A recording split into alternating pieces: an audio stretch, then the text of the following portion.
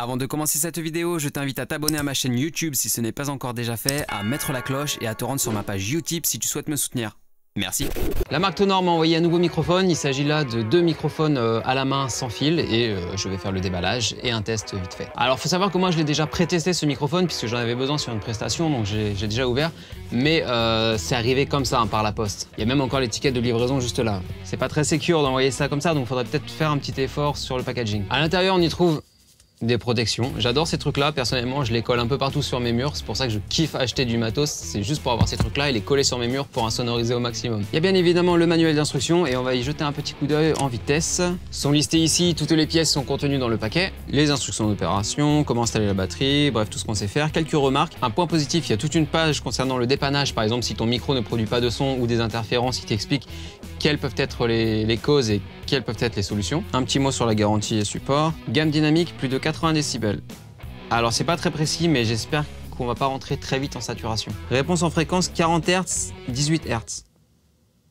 Il y a une petite faute là. Il manque un K, le K de kHz. Ça devrait être 40 Hz à 18 kHz, soit 18 000 Hz. Ce qui est relativement correct pour capter de la voix sur une conférence par exemple. Durée de vie de la batterie, 30 heures.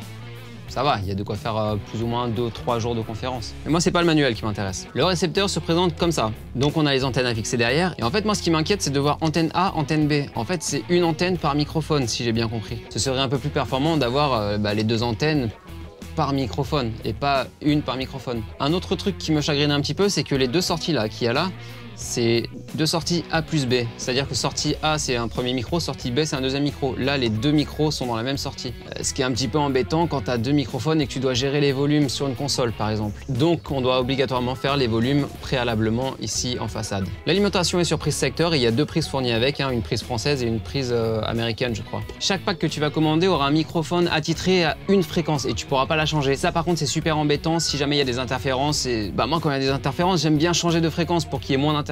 Et là, c'est pas possible parce que chaque microphone a sa fréquence attitrée. Par exemple, ce pack que j'ai reçu, il y a un microphone sur la fréquence 258.2 MHz et 251.0 MHz. C'est-à-dire que je n'ai que ces 2 fréquences d'utilisables. Une pour un micro, l'autre pour le deuxième micro. Une fois allumé, il y a un très bel affichage bleu. Ça, j'aime bien. Et le paquet contient 2 microphones main.